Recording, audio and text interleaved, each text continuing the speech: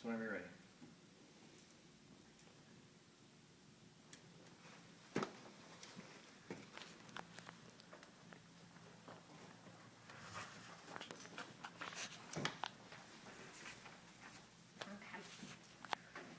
A man went into a bar in a high-rise. He saw another man take a pill, take a drink, walk to the window, jump out, fly around, and come back in.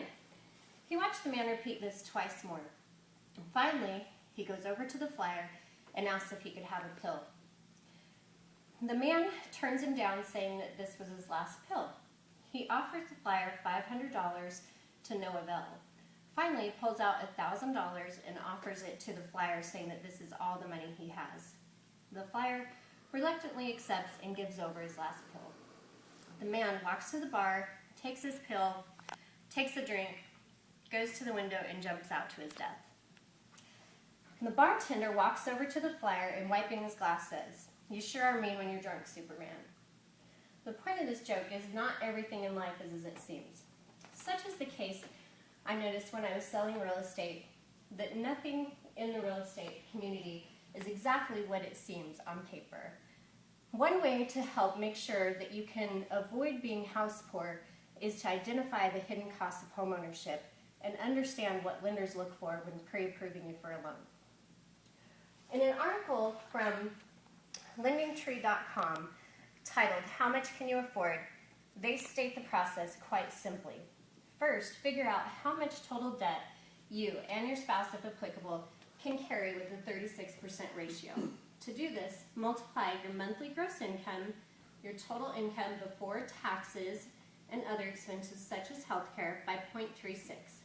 For example, if your gross income is $6,500, multiplying that by 0.36 would give you $2,340 that a lender would let you use as your debt for that income. One thing that is not pointed out here that you need to take into consideration is that anything that would pull up on a credit report, so credit cards, car payments, truck payments, all of that will be deducted from that maximum debt allowance. So keep that in mind. The second thing to think about is the additional cost of owning a home. In an article by Liz Pullman-Weston titled "The Hidden Cost of Homeownership" on moneycentral.msn.com on September 16, 2010, she says, "The traditional measure of housing expense, PITI, which is principal, interest, taxes, and insurance, is just the beginning. Maintenance, repairs, supplemental insurance, home improvements, and decorating can cost you thousands of dollars a year more than you expect."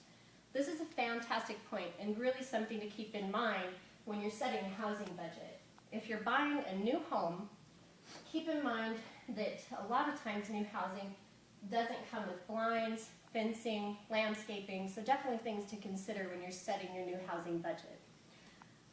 If you're buying an older home, renovations, maintenance, different things like that can also come into play. So definitely identify those types of things that you're going to want to build into your monthly budget. The third and final thing to really consider is identifying the hidden costs that aren't included in a credit report and aren't necessarily included in your maintenance and improvements.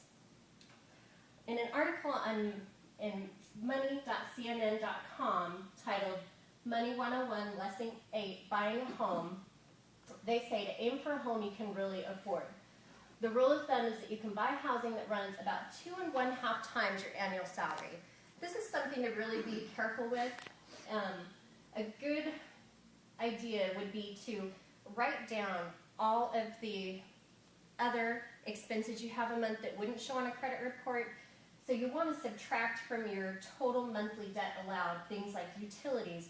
If you have children, the cost of sporting events, clothing, just the regular groceries, gas, everything that you're going to be using, and you'll be able to set your budget with those things. So starting out with your debt to income ratio, subtracting your maintenance and repairs and improvements, and taking out your realistic expenses every month will help you have the right size budget to buy the right size home. In my experience, finding the right size home for you will pay off in the end. No one wants to feel like their house payment is turning their life inside out.